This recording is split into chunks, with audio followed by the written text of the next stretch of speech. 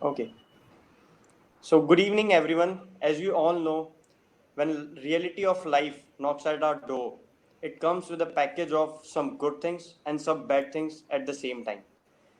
In such unprecedented times of COVID-19, there are tensions, stress, problems, and depressions which people are facing, and they are also thinking that why I can't control it 100%, why I cannot do something, why I cannot control it. So in my opinion, controlling is not in our hands. Controlling is in the hands of God. Controlling is not our hand, but we have in our control is the thing how we can control ourselves emotionally and spiritually. To give answers to all such questions, whether we are emotionally intelligent, whether we are self aware, or whether we are spiritually intelligent, I have with me two great personalities. First, Miss Archana Shaktawat, who is a personality enhancement trainer, a certified counseling and clinical psychologist. She has a wide experience of 7 years in the field of training, 3 years of in psychologist, and with that, she has trained numerous individuals in educational institutions and companies. Also, I invite my second panelist, Mr. Tarun Sharma, who is a certified life and a business coach, mind power trainer, master in neuro linguistic, and with that, he is a meditation trainer. Also, he dreams of bringing happiness, success, and satisfaction to as many as people as possible in life. So, I invite Ms. Archana Saktawat. Good evening, ma'am. How are you? A very good evening to you, Ankit. Thank you. I'm doing really well. It's a great Sunday for me. Okay, ma'am. Nice to hear you.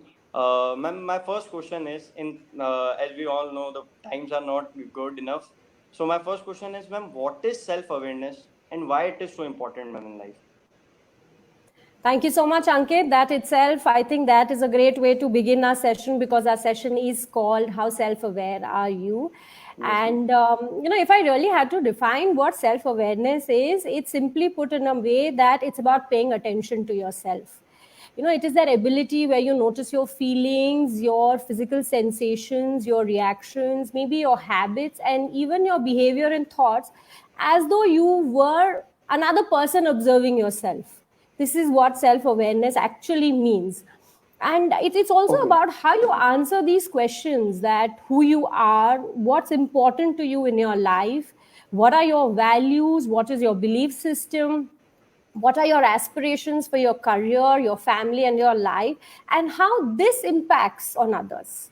But it's very important that Okay. we need to be honest about these questions by focusing on the reality of our behavior and not the stories that we tell to ourselves.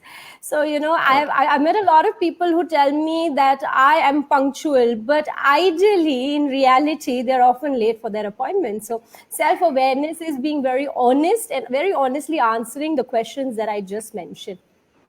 Moreover, it's Okay, also ma'am. an ability. Yes, please. Yes, ma'am. Ma'am, but don't you think, ma'am, there is lot of confusion about self-awareness in today's modern era? Like, if I may ask you, then is thinking about yourself is same as self-awareness, or is mindfulness as same as self-awareness? So there is lot of confusion, ma'am, that I want to clear. Indeed, indeed. I think that's a very pertinent question because thinking can be about anything, but when it is self-awareness, we are specifically thinking about our emotions, how we feel, and how these emotions actually impact people around us. So it is absolutely understanding this that you can achieve your dreams to the fullest, but you also need to understand that you cannot be everything. So let me give an example that you cannot be an excellent cricketer like Sachin Tendulkar, or Yes, you ma'am. cannot make everybody laugh like Kapil Sharma, or for that matter, you cannot be an industrialist like Ratan Tata. Because Yes, ma'am. each of these professions, each of these people have a different set of skills, abilities, talents, and that is what is suited for their career. And that is what self-awareness is, where you actually understand who you are, what are your values, what are your belief systems, what emotion are you going through at that moment. And it is Ma'am, also but about, yes, Ankit. yes, ma'am, you carry on. So, you had asked me the other question about how is it connected to mindfulness. See, Yes, ma'am. mindfulness is a path that leads to self-awareness. Self-awareness can also take you into introspection and reflection, whereas mindfulness is about being in the moment, being in the here and the now. So when we talk about self awareness, we also have something called as internal self awareness, which is clearly our values, our passions, our aspirations, and how these are related to what we think about the environment that we are living in. So let me give an example, that if I'm able to recognize that I'm in the wrong profession, like for example, if I'm in a sales profession, and if I recognize that this is not in accordance with my passion, then I am self-aware. Or for that matter, if I'm having a conflict with an individual, and if I recognize or if I understand that the conflict is because the two of us have a very different belief system, then I'm actually self-aware. And we also have something called as external self-awareness, which is our ability to clearly see how people view us. So to actually explain it further, let me, because examples are the best way to actually explain anybody anything, and even when they are real Yes, life ma'am. examples, then they are very appropriate. So when I talk about an external self-awareness, it could be that, supposedly I give a feedback to somebody, and if I recognize that that person did not like my feedback because of the tone of my voice, then I am Yes, self ma'am. aware, because I have a better understanding of my internal thoughts, my passions, my aspiration, and also my external environment, that is how people look at me.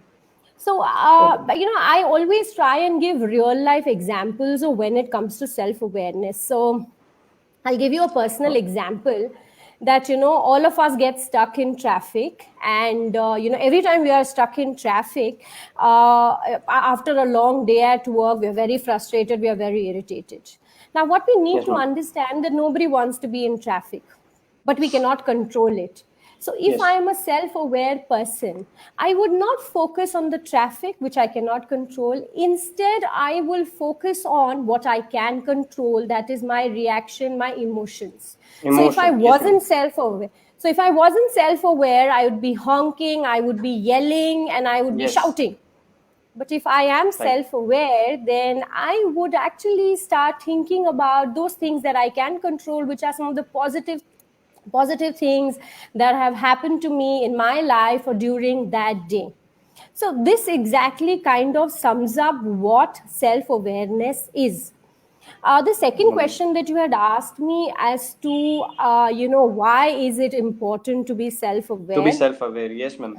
And most Yeah, so importantly, people in this modern era don't get the particular thought that what is self-awareness first, as you said, and what stopped them to be self-aware, and what is the difficulty to be self-aware. So, what's the issue, ma'am? okay, I know. There are a lot of barriers and there are a lot of obstacles that people do face. But first, let's understand that why is it important to be self-aware? So the most Yes. important thing is because we get a better understanding of ourselves. I just gave the example of, maybe you are an arrogant boss, or maybe you are a bully, but if you're not self aware, you will never know that, and you will never realize that that could be a reason why professionally and personally you're not living a satisfying life. So, one is it helps you understand yourself better. Secondly, Okay. it is the first step towards goal setting. Because if you exactly know what are your strengths, where you have certain weaknesses, only then would you be able to set a goal for yourself. And probably this may sound a little regressive in today's competitive society, but a lot of people feel that if they act in a certain manner, some of their weaknesses or flaws will be hidden, but that's not true, because they'll still be very evident to people. So rather than hiding those flaws, and one day when it comes out in the open, if you're self aware, you will accept your flaws, you will accept your mistakes. And once you accept it, that is where you'll be able to bring a change and you'll be able to improve yourself. Otherwise, you'll always be stuck at that stagnant position of believing that whatever that you're doing is perfect. It's also one ability which helps you understand which career path you could choose. I gave an example that, if you're able to recognize your passion, then you will realize that this is not the perfect job for me, or this is not the perfect profession that Yes, ma'am. I should be in. So, I mean, without stretching, I mean, I can only say that being self-aware has a lot of advantages, starting from being proactive, from being a better communicator, from seeing things from a different perspective, getting better at decision making, and obviously having a very high self-esteem and self-confidence. So self-awareness means that you only have advantages, and that is the most important thing about self-awareness. Great, ma'am. The Hope question all that the question that you hope had audience asked would me have that completely get it. How important self awareness is, and how we can get aware ourselves emotionally. It is important, but ma'am, being emotional is one thing, and as we all know that India has been rich in spirituality, and India is have been in history in past, we have been very great in spiritual manner. We have believed in God in very good manner. So I would like to ask Mr. Tarunji, what exactly spiritual intelligence is? Like, is there something to do with God or spirituality, or it is completely different? Like, spirituality is different, or spiritual intelligence is different? Well, thanks for asking this question, Ankit. Actually, when we understand or whenever we hear about the term spirituality, is every time the things that comes into our mind is it's related to some religion, or it is related to God or celestial beings, or it has to be something to do with some rituals or anything like that. And unfortunately, when I say about this word spirituality, it is the most misunderstood word in this modern era. And why I say that is that spirituality is something seeking. If you are seeking something that is beyond your logic, is spirituality. That is, through increasing your logic, through increasing the boundaries of your logic, you will be able to know various things, various dimensions of life, various concepts. For example, if we go 1,000 years back, who would have imagined that today we will be having this kind of conversation over a video conferencing, or everyone would have been having a mobile phone in their hands? At the ancient age, the telepathy was used. In that age, if the person was saying that, okay, that at one point of time there will be some mobile phones that will be coming up, nobody would have imagined, or everyone would have said that it is beyond the logic, or it is beyond something which is known as spiritual. So another thing is, let's understand this with a small short story. For example, there are two ants that are talking in conversation with each other, and one ant is talking to another one, and she is saying that, "Do you know? I have read somewhere that there is a space beyond what we can see right now. There is a parallel universe to it, and there is a human being, and through our naked eyes, we cannot even imagine the full size of that human being." And they cannot see, the ants cannot see the human being in a full stretch. And another one would have said that our first ant was that, it's rubbish, it's beyond the logic, there is no evidence to it. So spirituality is only, if we call about the definition, the spirituality means seeking something to go beyond your logic.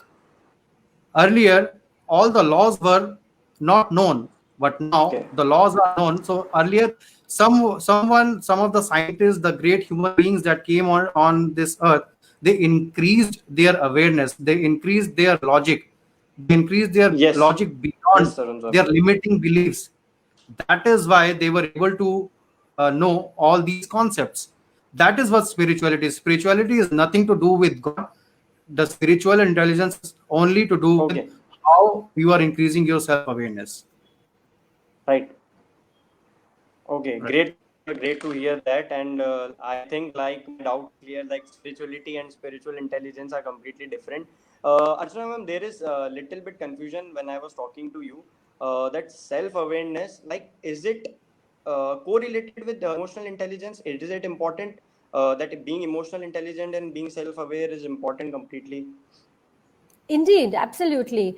So, ideally, emotional intelligence is a concept that was initiated by Daniel Goleman, and wherein he came up with this concept that emotional intelligence has 5 elements, and one of the elements is self-awareness, where you're able to identify your emotions. The other one is self-regulation, where you're able to control it. It is about motivation and resilience, when you stay motivated, and the fourth one is empathy, where you're able to understand what people are going through, and the last one is social skills. So one of the core concepts of emotional intelligence is self-awareness, and we all know how important it is, but somehow it is so difficult for us to actually be self-aware. And the problem is, I mean, supposedly, if I suddenly ask this question to you, Ankit, that do you think you're self-aware? I'm sure you would say yes, because the minute I ask you that question, that thought would go into your head, and you would start, for that brief moment, you would be self-aware. But this brief self-awareness is very easy, not difficult at all. But it is that intentional self-awareness wherein we think we are, where we really have to think whether we are able to understand our emotions, wherein we are able to ask ourselves who we are, what is important to me, am I living a fulfilling or a satisfying life? That is what becomes very difficult. And there are some reasons why it is difficult to be self-aware. And the prime one being that, we live in a society where certain professions are highlighted. It could be, say maybe like a celebrity. We all want materialistic wealth. And that is why we are always trying to be somebody who we are not. So that question of who I am and who you are is never answered, because we are so stuck up in that belief system that if we are in those certain professions only, are we going to be able to achieve a certain amount of fame, success, etc. Secondly, sometimes our own biasness doesn't let us be self-aware. And I want to give an example here. We've all used a seesaw, right? There are times wherein we go up and there are times we go down. And getting that balance right is very difficult. And that is what makes self-awareness very difficult. So there are times wherein we are too critical about ourselves, that, oh, I'm not good at anything. This is bad in you, this is bad in you. And sometimes we are too nice to ourselves, wherein we say, nahi, ye bhi nahi bura hai, ye bhi theek hai, you're pretty okay. So, we are never able to find the truth, what exactly is. We are not able to see that. We either see from a very positive eye, or we sometimes see it from a very negative eye. Apart from this, sometimes, we need to realize that self-awareness is also about how our emotions impact others and how people perceive us. So there are times wherein, we are not ready to accept certain flaws. We sometimes fear that, maybe people are going to think very low about us. And that is why we never disclose the true self. We're always hiding. And that is one reason why we're never able to get a true understanding of who we are. We are very good at self-critic. We have a very strong negative self-talk. But when it comes to somebody else becoming a critic, we kind of hesitate it and we kind of avoid that feedback. And the last one is, sometimes how much ever we may listen to others, how much ever we may read books, attend sessions, but the most important thing about self-awareness is taking actions. So you need to get out of those comfort zones wherein you bring whatever change. It could be in terms of improvement. It could be in terms of something that you want to change about your behavior. But it is about taking actions. It is about changing certain thoughts, certain beliefs that you have. You were in that comfort zone and you have to get out of it. And that obviously requires a lot of energy, and that kind of dissuades people from actually taking actions. So these are some reasons why people kind of find self-awareness difficult, and that's why they kind of run away from it. But it's a beautiful skill to attain. If you can do that, it's not just going to help you personally, but professionally, it's going to take you to places. Well, I have picked up a few keywords from your conversation that I was listening, Archana ji, and I would like to take it forward from here. Is that how spirituality is helping us to attain all this? So when we talk about the term spirituality or the religion comes into the mind, the religion means in every scripture the person always asks me that are you promoting any religion or a particular religion, why you are saying that everything is in the scriptures and you have to just read the scriptures, all the life coaching that you do, everything is coming from the scriptures. Let me tell you this, that every scripture if you read is telling about the religion in terms of 4 or 5 things. It tells about the truthfulness. It tells about the austerity. It tells about the cleanliness, discipline, and self-realization, or the first step of self-awareness, which is self-realization. So when it comes to the religion is all these aspects, not a particular the community that we are having these days. These are all man-made. No scripture is talking about any particular religion or promoting some religion. It's only about the truth, austerity, cleanliness, mercy, compassion. And if you are able to develop all these, the person will be able to develop the self-awareness, and that will lead that person towards the self-realization. Only the scriptures are talking about self-realization part. And when it comes to the coaching, we might have many chartered accountants in our circle, and they all tell us about the financial planning. And I would like to throw a light here that if someone reads Shiv Mahapuran, Shiv Mahapuran is divided into 5 Samhitas. And in the very first Samhita, there is a chapter which is only devoted for the financial planning, the how financial planning should be done to be self-aware of our. It is not only that we have to self-aware of our physique or the psychology, but we have to be self-aware of the financial goals as well. So Shiv Mahapuran tells about the financial planning also. So I strongly recommend to all the startups to read that particular chapter, wherein there is a fund allocation is clearly mentioned in that. And we all know that Srimad Bhagavad Gita is one of the best life coaching manuals that we all have in this entire planet. And believe me, there are no amendments to that. When we read some books on our during the course of our gaining knowledge, there are amendments in that. But when we read those scriptures, there are no amendments in that. So religion and scriptures, they all give us so beautiful insight of self-awareness and towards the self-realization. There is Ashtavakra Gita that tells about the self-awareness, self-realization, meditation concepts and all. Guru Granth Sahib is all about connecting to oneself and the higher divine. And Srimad Bhagavad Gita tells about life secrets, life coachings. And you won't believe that I was just reading one of the scriptures a few days back. There I found in Srimad Bhagavatam, in the third canto, 13th chapter, it all talks about the calculation of time, how the time is calculated. And it also tells you about how you can design a clock sitting at your home and how the clock, it's all science. So all the concepts, unfortunately, now we are getting all the concepts from the foreign authors, from the foreigners, that yes, America, you won't believe that America is going to have a patent over the heliotherapy.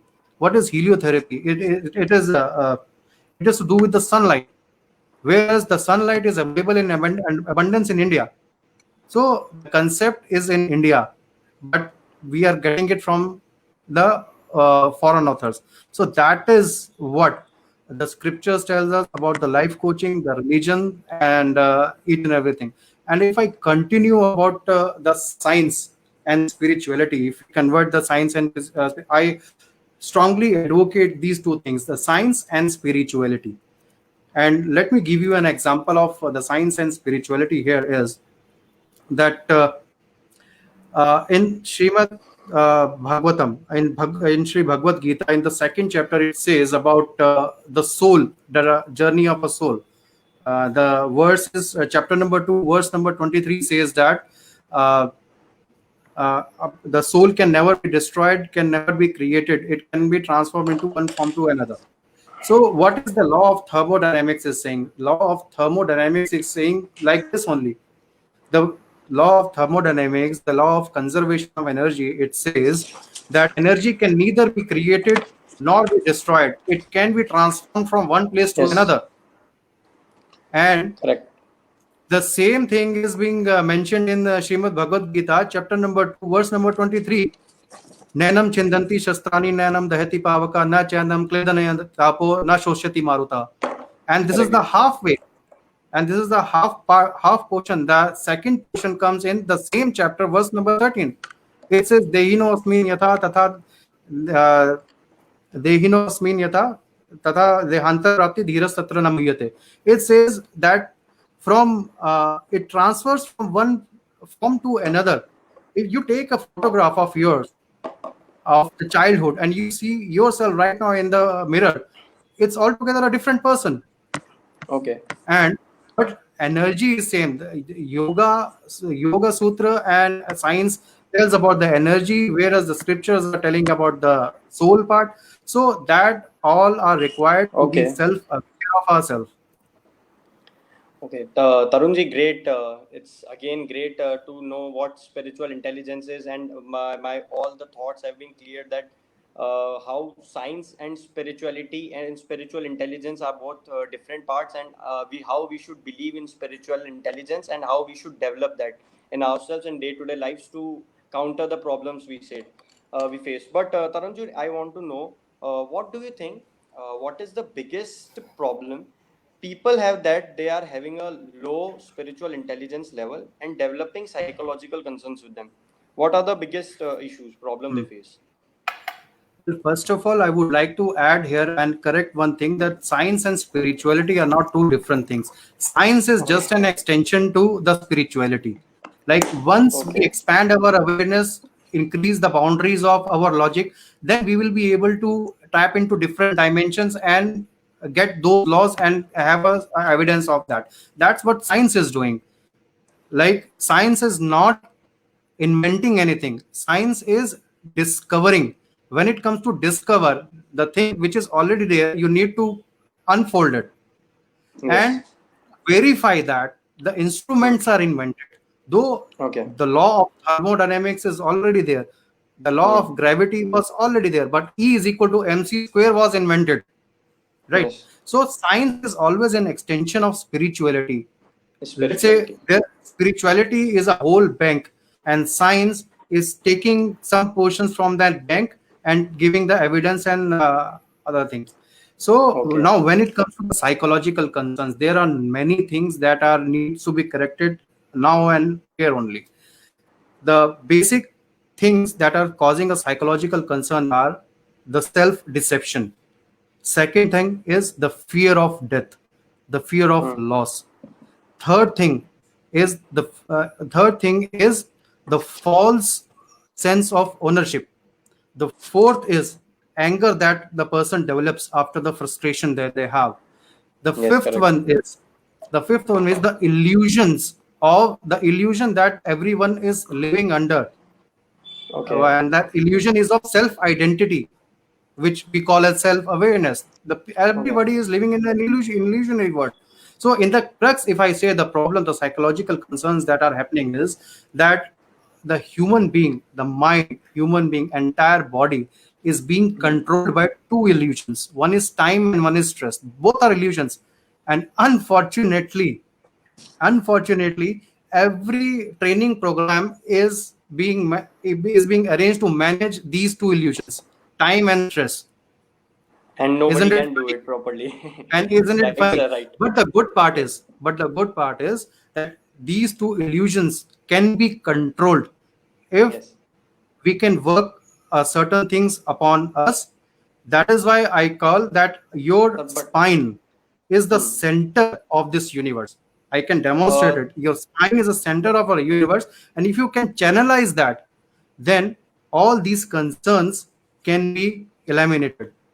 Okay, like Tarunji, you are saying that all these concerns can be eliminated, but how you will do it anyway, sir? How you will do it, or how you will tell the world that this is the perfect way we can do it? Well, for that, we have our training program also, and Okay. we used to teach or train people to do certain things with themselves so that they can Yes. channelize their energies, and they can channelize themselves and create self-awareness with Okay. increase in intuition power and the concentration power, and that leads to the self-awareness. And you can also imagine that towards the self-realization also it can be achieved. So Okay. this training program of ours is very rightly said that it is from spine to divine. That is Hmm. what the name of our training program is, from spine to divine. It teaches you, it trains you how to channelize yourself. Definitely, sir. Then definitely our audience will get a help and will contact you to get their spiritual intelligence more good, and they will continue with you. And Archana ma'am, I would like to ask you that emotionally intelligent. How does being emotionally intelligent help you in professional life, ma'am? Like in today's world, corporates are their government jobs, and people are running towards getting good job, setting up businesses. So how does emotional intelligence help in professional life? True. So thank you so much, Ankit, for asking that question, because it's thoroughly relevant. And after listening to Mr. Tarun Sharma, I guess spiritual quotient is equally important. But one thing we really need to understand, that what exactly is emotional intelligence. It's sometimes called Okay. EI and sometimes it's called EQ. But EQ, I mean, if IQ I sometimes. right, IQ Yes. is the intelligence quotient. Incentive But quotient. so, I mean, if I really had to define it in the simplest possible way, because I always feel that, I mean, the simpler it is, the more you remember it. So, it would be something as simple as knowing and being you. It could be managing you and being able to connect with people. And, let's be very honest that we actually have two minds that control us completely. So one is the feeling mind, which is completely flooded with emotion. It is like a demanding child which reacts. There is no filtration. It acts and reacts. This is one Yes. mind that we have, and I'm sure Yes, ma'am. a lot of us have experienced that mind where we are very confused and controlled by Confused, our yes, ma'am. feelings. Especially the The youth, other, ma'am. yes. And the second one is the thinking mind, which is the Okay. thoughtful mind, which is always asking questions, which is always analyzing, which is figuring out details. Should I do it? Shouldn't I do it? Is it worth taking the risk, and so forth? But the problem here is we are not taking any action. So we are either feeling a lot or we are thinking a lot. And then there is a third mind, which is which is the intelligent mind, or also called the emotionally intelligent mind, Hmm. wherein you are filtering your feelings and you're filtering your thoughts to actually put it into actions. So, giving an example, that supposedly you know that you need to feel in a certain manner, and you filter and express that certain emotion. So giving an example, that if there is a puppy in your house, you'll be happy about seeing the puppy, right? Hmm. And in Yes, yes, case ma'am. if you have to start a business, you are going to Yes. calculate whether it is worth the risk or not. But what Yes, yes, ma'am. happens with the intelligent mind, or the emotionally intelligent mind, is you take actions. You react, but that also turns into actions, and you think, Hmm. and that also turns into action. But the most important thing is you filter it. So every time you're Hmm. analyzing, should I do it, shouldn't I do it, you take a calculated risk, but you Yes. do the job. And remember, emotions are nothing but an impulse to act. And Okay. intelligence, so it means that you have a lot of emotions in your life, and every day we could be happy, we could be sad, we could be Sad. angry.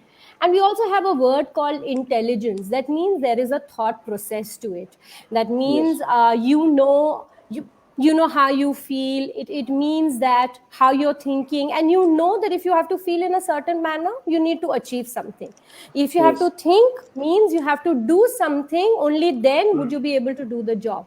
So imagine Okay. if we are putting in two words together, two powerful words: emotion, the impulse to act, and intelligent, a thought process. When they are combined together, it is a very, very powerful form of intelligence. So, so emotional intelligence is actually about knowing your emotions. It's knowing where they're coming from. Very Okay. important. You also know that when they are coming, that filtration, the intelligent mind filters, that means you can control them. It's Okay. and it's not just limited to yourself. It also includes other people. That is understanding other people's emotional intelligence. See how they will react, and being empathetic so that you're able to work with people and live in that particular environment. So it Okay. is about the right emotions at the right time is emotional intelligence. Okay. You Uh, Yes, yes, ma'am. please. Yes, ma'am. Yes, ma'am. No, I, I, Ma'am, I don't was you, saying that, yes, please go ahead, Ankit. ma'am, don't you think, Archana, ma'am, like when we were kids, like now we are in our teenage age, and when in young age, but when we were kids, such kind of confusions were not there, such kind of problems were not there. So at that point of time, if we were taught about emotional intelligence or we were taught about a spiritual question, then it would have helped us today. Don't you think, ma'am? Or it would have Absolutely. benefit us. Undoubtedly, and I think probably Mr. Tarun Sharma would agree with me as well on this. That as children, if we are taught to be emotionally intelligent, then our adulthood is going to be wonderful. It's going to be Wonderful. fulfilling and satisfying, and that's exactly Yes, what our ma'am. parents want, right? I do understand that they want our IQ to be great, but see, Yes. IQ is more like an inborn quality, and that is success at school or academic life. But Yes, ma'am. EQ is success in life. It's very In simple. life, yes, ma'am. In But personal and it's just, professional both, ma'am. yes, right, absolutely. And I think what we really need to understand is, with kids, there is no clear cut definition or clear cut training program or a workshop that we design and we say results are going to come in. Unlike professional setups where we can Yes. come up with clear cut training workshops, like how I conduct workshops for emotional intelligence in educational institutions, for teachers, and in companies and corporates. His But companies, for yes, ma'am. children, it's a little different. Because see, children, for them to understand the value of intelligence, of emotional intelligence, will take time. So giving an example that, see, I mean, probably if you asked a 5-year-old or a 6-year-old, 2 plus 2 is equal to 4. Now Four, he's yes, ma'am. memorized it, but he Hmm. doesn't really understand the value and the value of it or the amount of it. That takes Yes. time and practice. So Yes, ma'am. it's very important to inculcate the habits of emotional intelligence at a very early age. And let me be very honest. Currently, in the West, yes, of course, but even in India, there are a lot of schools which are including emotional intelligence games, activities, and toys in their curriculum, which is wonderful. Okay. But there's Okay. one thing that I want to point out here is home is the first school. So Yes, parents ma'am. need to be emotionally intelligent and lead by example. If they act in Yes. a very emotionally intelligent way, that means they are empathetic towards their child. They are aware not just of their own strengths and weaknesses, but of the child as well, and don't push him into activities which he or she may not be able to do. The child will automatically be emotionally intelligent. So Intelligent. I'll just give like just so that our audience knows that how emotional intelligence is included in the curriculum in India. In some of the schools, it begins at the age group of say 3 to 5, which actually begins at Okay. home.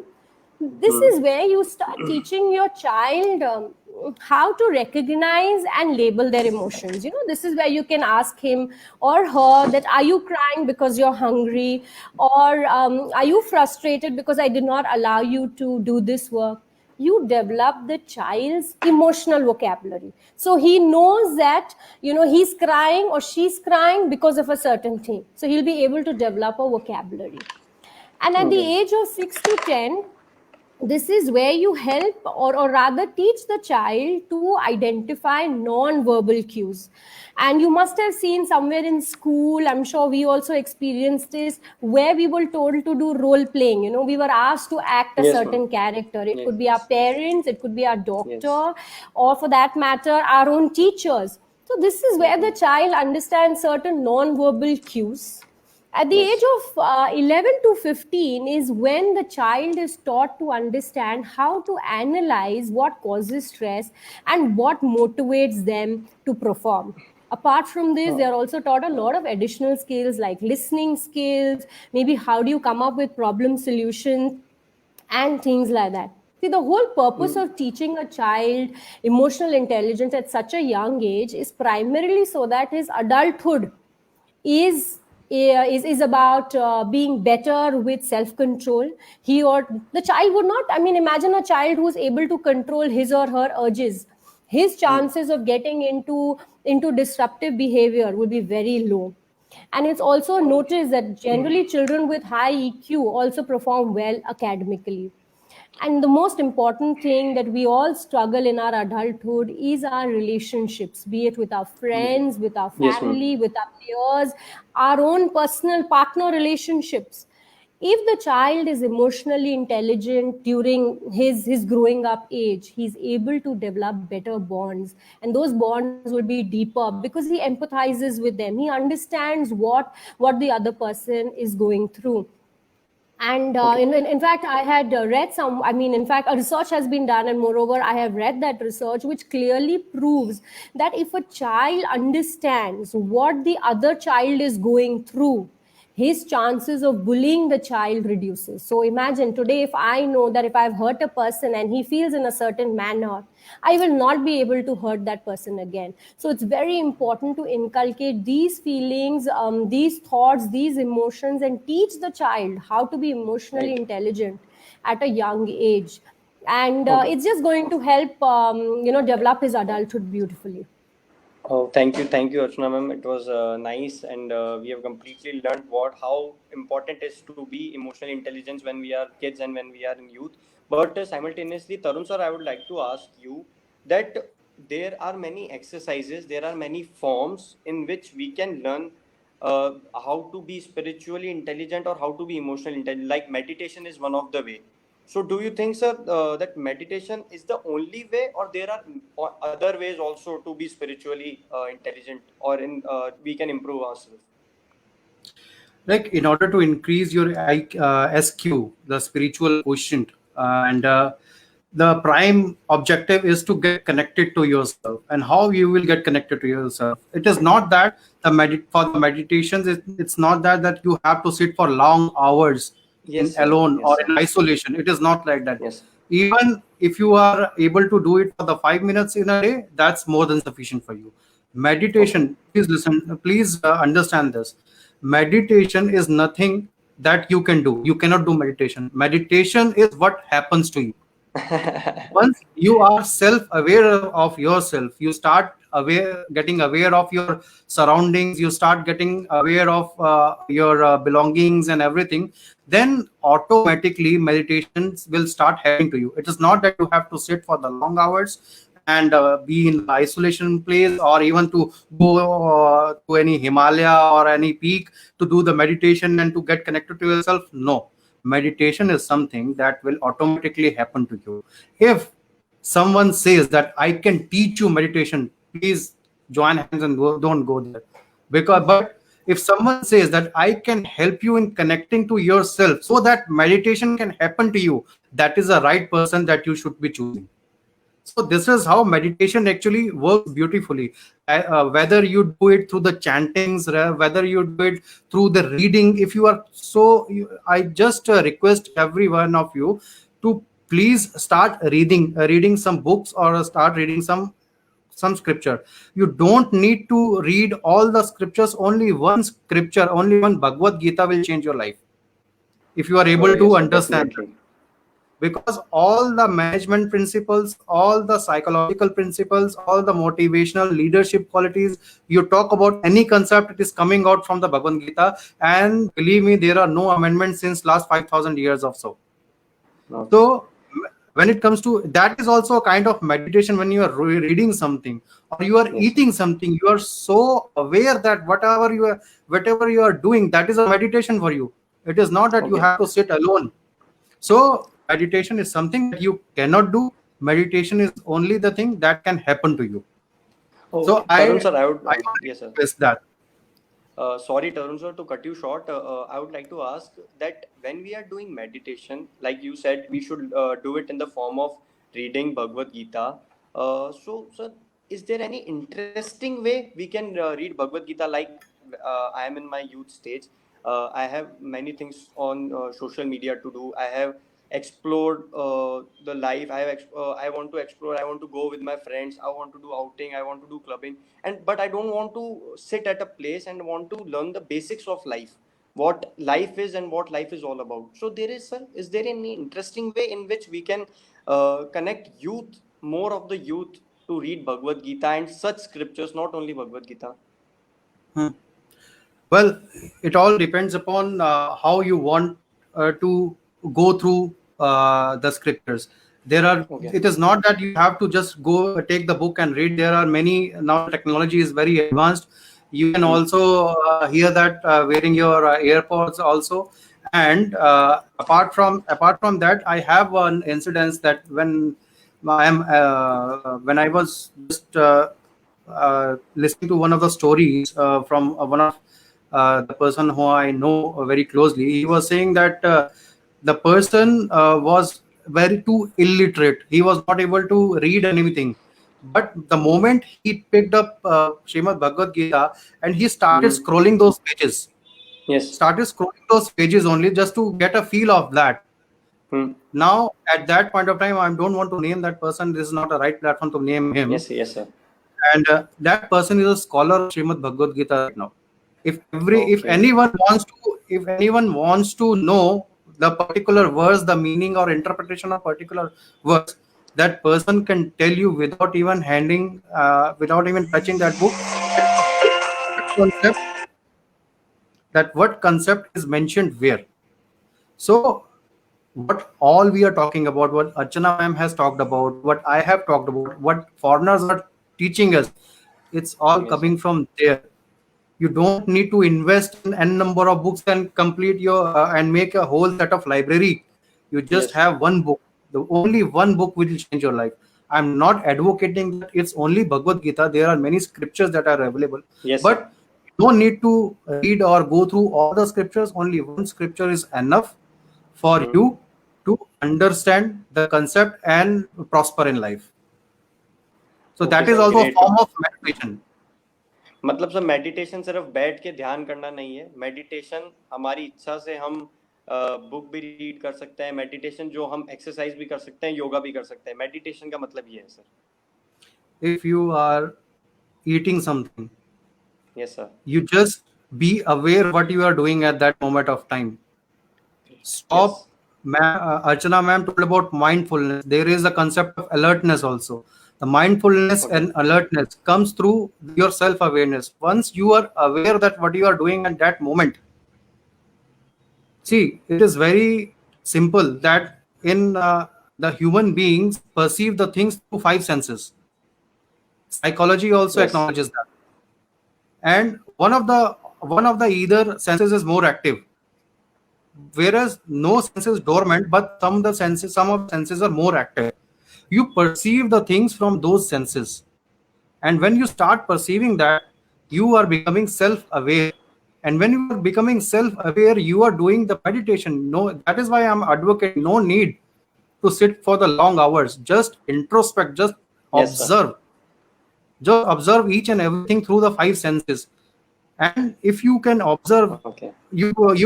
what I advocate to everyone is, what I teach to everyone is that I can teach you 80 minutes of meditation in a day effortlessly and without changing your schedule.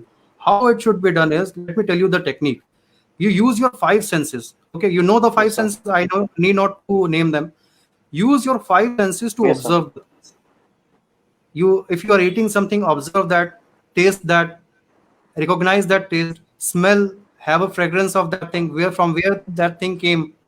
You just be aware, mindful. Your mindfulness means is just like a police, and alertness is like a gatekeeper. If your mindfulness comes into the play when the thought has already arrived, but alertness won't even allow you to get distracted. So mindfulness, alertness leads to self-awareness, and when you move ahead in this path, one day you can get the self-realization as well. So meditation, I'm again saying meditation is not that you do, meditation is the only thing that happens to you. So I believe I have answered this question. Hello. Indeed, you have, I think, because Hello. Ankit, we can hear you. So I completely agree with what Tarunji had to say, that meditation mindfulness is something about being in the present, and something that I practice all the time is just a 2-minute thing before I have to do anything, so that I am in the moment. Is just by touching, like going into chin mudra if you want, and then just twirl your 2 fingers and pay attention on it. Any activity which is done, any work that is done, if you pay attention to it. I began with this, that what is self-awareness? It is about paying attention to yourself. So, and it's almost like paying attention to yourself, like what Tarunji had to say, as you are a third person. How we observe others, how we see what they are doing. You need to do the same thing. You need to keep that balance in the seesaw. So self-awareness is one very key concept. I'm sure that's even in spirituality, but in the emotional quotient, it is the key concept to actually be emotionally intelligent. And if you understand self-awareness better, I think then the other aspects, which is self-regulation, which is about being empathetic, being motivated, or even for that matter, being resilient, and lastly, developing social skills is what will help you. And I think I probably lost Ankit there when he had asked me the question about the importance of emotional intelligence at workplace. I feel currently in the current scenario, in fact, the 2020 report by the top headhunters and the top HR managers is emotional intelligence comes in the top 5.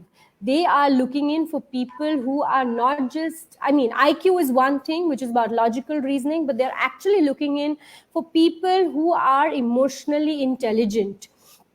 And it begins it begins with the basic concept of which is self-awareness, which is for example, if you're a manager and if you are self-aware and at what areas you perform really well, or you're very good with deadlines, so you're not good with handling pressure or deadlines, then you will, because you're self-aware, you will be able to identify that and bring a change in it. And that is what is quintessential. Secondly, it is also about how do you manage yourself. So giving an example, that if you are a leader and supposedly, unfortunately, a certain project failed, instead of reacting and getting angry, you are going to control that emotion. You are going to understand that where you failed, you're going to speak to your team and work for solutions, which is very important when you're working. And some of the top leaders are very high on emotional quotient. The other thing is motivation. We need to understand that people who are motivated, they are, the whole enjoyment is because of achieving a task. It doesn't have to do anything with money or with a title. If you have an inner ambition, if you have self-motivation, even if you have failed, you will be resilient and you will get back to performing whatever task that was assigned to you. So a very quintessential, if you're working in an environment where chances of you, because it's very common that you see currently a lot of reasons why people are unable to handle stress at workplace is because every time they feel, they get demotivated, because the whole motivation is either based on money or on a promotion. But if you are compassionate about your job, then you do not need money or title. It's just the fact that you have completed the job, that what gives you motivation.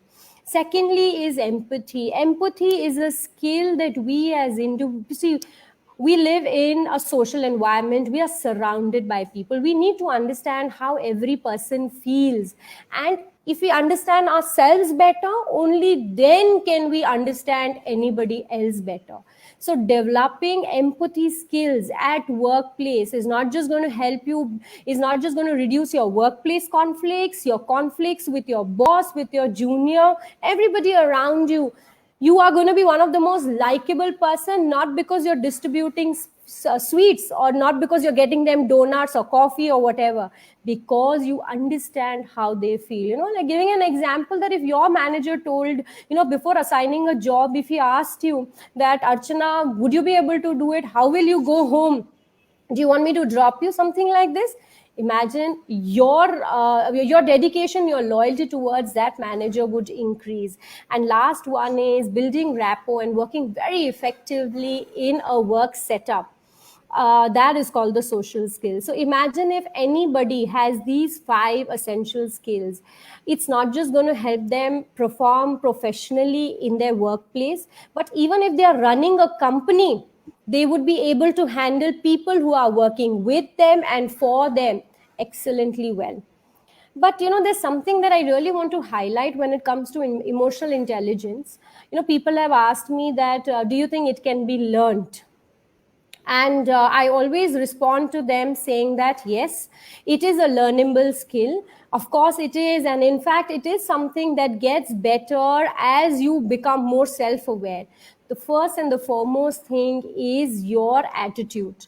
You need to have that attitude of bringing a change in yourself, and that is what self-awareness is. Unless you realize who you are, what you're doing, are you able to achieve what you really wanted to, unless that attitude is not there, emotional intelligence you'll never excel in it, you'll never be able to learn it, or you'll never be able to grow your intelligence in any form, be it IQ, EQ, or even for that matter SQ. There are a lot of Qs that have come in, but these top 3, you need to have that attitude. Second is you need to be insightful. This is where introspection and reflection comes in. You need to understand, you need to reflect back whatever that you're thinking. And then sometimes assessment is very important. We as trainers need to assess individuals as to where they stand, and you also as an individual needs to assess where exactly you stand. So giving an example, that if somebody is a little weak on their motivation quotient, so that is one key area they need to work. Or supposedly, they are not able to develop empathy towards people, probably because they're not able to relate to a lot of thought processes and belief system. So they can be assessed, and then accordingly trainings and workshops can be organized, they can attend. There are a lot of trainers like me and Mr. Tarun Sharma, a lot of psychologists who are actually training people in this aspect. And the most important thing, which I'm sure even Mr. Tarun Sharma would agree with me, is implementation. The attitude is not enough. You need to implement it. Just learning, like I'm sure some of the tips that I gave, some of the insight that I gave on emotional intelligence, and so did Mr. Tarun Sharma, about doing it is the most important. And it begins with the attitude. You really need to just have the attitude to, like the feeling of bringing a change in yourself. Unless that's there, then I don't think anybody can stop you from living a wonderful life, both emotionally, spiritually, and the other cues that are there currently.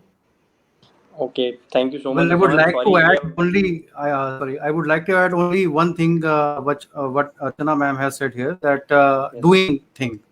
Like we all have a belief system, like we have either we are connected to this nature or this universe or to our parents or even a god, whatever belief system that we have.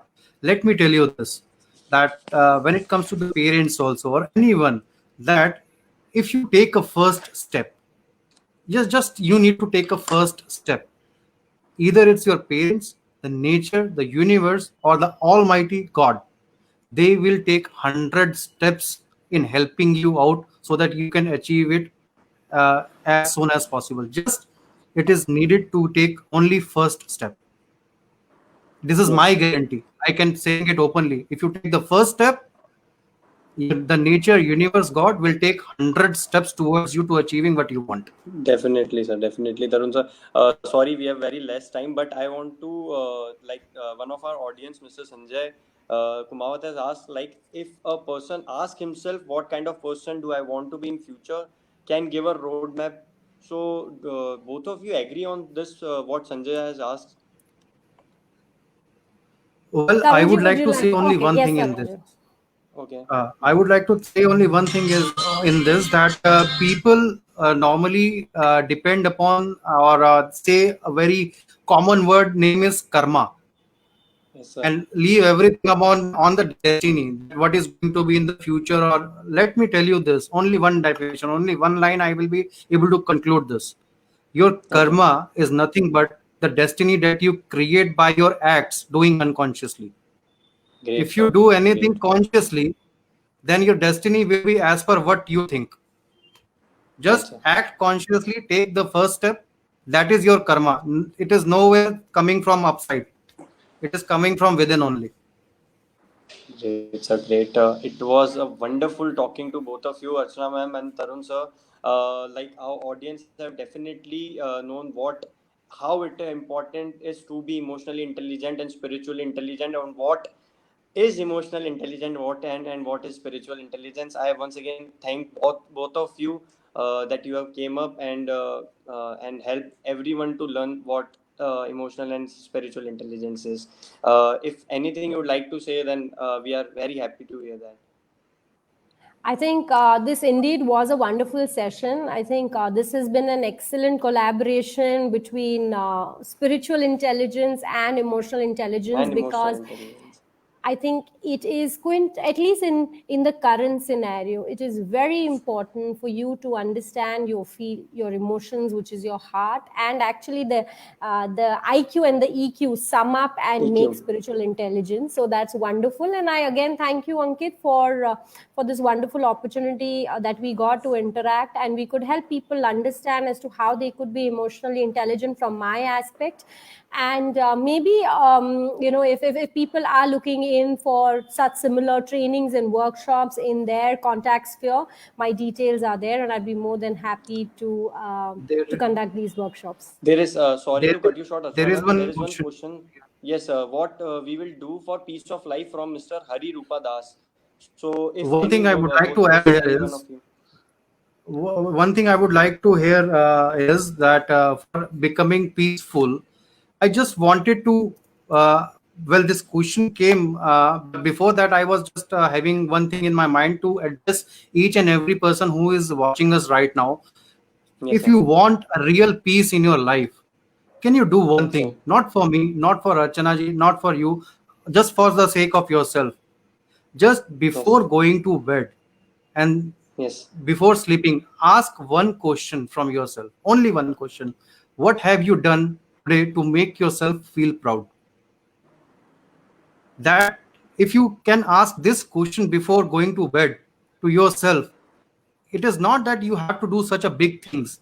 Only the smallest of the Great, sir. things that you have done, that you have felt proud of in these days. Have you helped someone, or have you taught something to someone, or have you changed something? Something you must have done, or if not, Yes. please start doing it, so that that proud feeling should come, that yes, I have done something today to make myself feel proud. That will come a peace, that will come peace for you, for the entire world, for the entire humanity. That I wanted to request to all the viewers here, just please ask yourself before going to bed, what I have done Okay. today to make myself feel proud. Okay. I just want to Great, sir. add Hope to what everyone. Tarunji had to Yes, ma'am. say. I mean, he Yes, speaks Archana. about being proud, whereas this is something that I always ask all during all my workshops and all those people. I just ask them. I mean, Tarunji has said one. I ask them to work a little harder, and I ask them to do three things to work on their happiness. Is ask themselves these three simple questions: what is that one thing that surprised them? What is that one thing that emotionally moved moved them, and what is that one thing that inspired them? Because when you look around, sometimes finding peace within yourself, like Tarunji had already mentioned, that sometimes meditation just within your own thoughts sometimes can be very difficult. It's not something that you do, it's something that happens to you. Sometimes being other centered is a lot more easier to bring in happiness, and gratitude is one key to peace of life. That is what I want to answer to Mr. Hari Rupadas. Thank you so much. And yes, I do agree. Hari Rupadas, yes. Yes, we've had a wonderful response from all the viewers. Thank you so much for your wonderful comments. I think that's what keeps us going. Coaches like us, we keep thinking that fine, we are saying the right thing, and that is helping people in some way or the other. So thank you so much, and thank you for being such a lovely audience. I think we should end here. We've already Thank gone you so much. overboard. Thank you, Archana ma'am. Thank you, Tarun sir, and thank you all our viewers. Thank you all our viewers. They were great audience, and they asked many questions, and hope they would have got all their answers what they wanted to ask us. So thank you once again. Thank you, Archana ma'am, and thank you. Thank you so much. A big bye to all our audience. Thank you. Thank you. Okay. Thank you.